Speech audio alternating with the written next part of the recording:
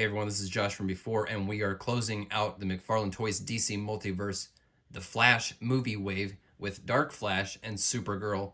These were sent over to review by our friends at McFarlane Toys, and I've already got them out of the box because I opened them on the DC Infinite Hour with the greatest guys around, Ahsoka the Geek, Brad the DCU Geek, and Rob D Toys. Really grateful for them having me on the show. We had the best time. Go catch up with that if you haven't already.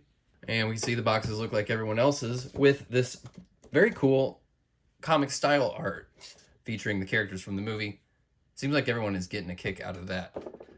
Let's start with Supergirl. This one's going to be the hardest sell for me. Having not seen the movie, I don't know how they're going to depict Supergirl, but the truth is, even if it's really great, this just isn't going to be the Supergirl that I need in my collection. I'd rather see something like a comic style, 90s, maybe Death of Superman, Supergirl. The figure aesthetically, it's kind of hit or miss. There's great texture work going on here. It's got that alien-like texture. Of course, the suit reminiscent of the Snyderverse Kryptonian outfits. I do not like the way that the cape here is just basically glued on. It doesn't feel very natural. The head sculpt's really not that bad. Promo photos weren't particularly flattering. I think what's off about it is the kind of jawline here. It's just not quite the right shape. And the skin tone has got this just plasticky kind of feel about it, the way the light bounces off of that. Head moves around all right. Nice amount of room in the shoulders. I like how they've been kind of carving out more and more here for this sort of butterfly rotator cuff. So you can get that arm at a pretty extreme angle. I wish there was more space around the other sides, but you gotta admit that looks pretty nice. Double elbows close up very nice and snug. Sculpted wrists blend pretty well into her sort of hand stirrup thing here. It's pretty good movement at the waist and the diaphragm. Really great leg clearance. It's got this nice high cut where the hips begin. A little bit of rotation. Very snug legs. Some sculpted ball joint ankles. They've even got some of that texture and some fabric wrinkles in there.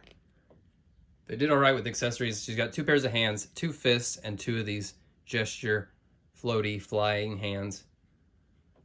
Although you can see they're not consistent. The fisted hands are, the skin tone is painted and doesn't totally match the unpainted. But it is nice. They got these unique sculpted hands that have the thumb straps sculpted in there. That's nice.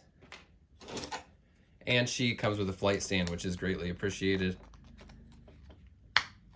You're probably going to want to have her in the flight stand because her cape is very heavy. It makes her hard to balance standing up. All right, flight stand, obviously the way to go for her. Now let's move over to Dark Flash. This is another one that's a hard sell for me because, for one, I haven't seen the movie, so I don't know what the character is all about. But even if it's the greatest movie in the world, I don't need my live action roster of figures to be this fleshed out. Even with it being a hard sell, this is a pretty incredible looking figure. Sculpt just amazing. I don't know if this is meant to be like a rippling symbiote or more kind of just a rigid material that's enveloping him here. Part of me thinks it might not be an undulating symbiote because some of these pieces here that stick through, this feels like one continued big shard there, like the one is going through his wrist. It feels like pieces poking all the way through him there. And it is really cool the way these are all kind of exploding out of him. Some of them are soft and have a lot of give. They're rubbery. Some of them are very rigid and they make it pretty unpleasant to hold in your hand. Very spiky.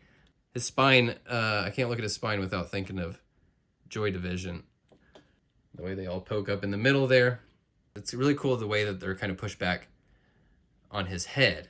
It kind of makes me wish all of them had that quality of flowing back to give him that idea of speed, because it is a Flash. It's an evil Flash. I'm assuming it's called Dark Flash. He's got some movement at the head. If it weren't for this open mouth, I think he would really actually be an amazing, must-have kind of monster, that mouth. Of course, it's accurate to the movie. It just makes it a little less appealing to me. Some pretty good movement here at the bicep and the shoulder, but you'll see that the shoulders are totally covered by these big pieces here, and they're not really going to give much. But pretty amazing double elbows for the irregular, chaotic sculpt of this guy. That's pretty cool. Sculpted ball joint ankles. Wonderful. He's got a little bit of movement at the torso. He would actually have a little bit more, but this one piece here, no, that's not doing it. He's got, you know, all right movement there at the torso, at the waist, and diaphragm. The legs, you can even go pretty hard on them.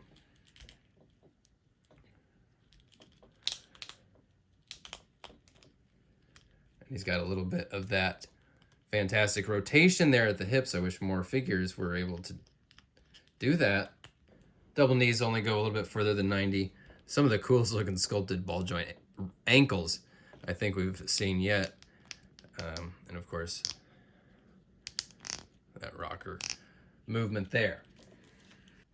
He's got nothing for accessories. You're just gonna have to live with having this chaotic evil Flash. He's got a little bit of paint here on the front. I kind of like how this whatever this slimy goo or whatever is supposed to kind of resemble the lightning bolt, although it kind of just ends up looking a little like dookie. You see them here with the rest of the Flash wave. This has really been an excellent wave. Probably the best movie wave that we've seen to date. The lineup doesn't have the most variety, but where they really went crazy was with the vehicles. 3 vehicles from this wave. The Bat Cycle, the Batmobile, which I don't have up here right now. It's being prepped for repaint. And, I mean, that Batwing in the back. Look at this guy. This Batwing. It's a hard sell with the price point, and I can't blame you if you don't want to shell out that many bucks for this thing. It is hard to justify that price. But this is going to be one that I think is going to wear a lot of people down over time. I think I'm expecting, now that this is up on the wall here, and this is going to be the background of all my videos going forward, I'm expecting a lot of comments of people that are like, ah, man, I keep seeing that in the background, and now I got to have that on my wall. It's a pretty fantastic display piece. Pretty great wave overall. And I'm saying that as someone who, this character selection doesn't totally blow me away. And the movie, you know, I'll be looking forward to seeing the Flash movie. But I'm going to go in with pretty moderate expectations. Even if I do absolutely love the movie, I still just probably not going to need these 3. That's it for this wave. Let me know where you fell on this Flash wave. Did you go all in and get everything? Or were you just picking up the Michael Keaton stuff or vehicles? Thanks again to McFarlane Toys for sending these over for review. I will talk to you all very soon. Thanks for watching. Bye.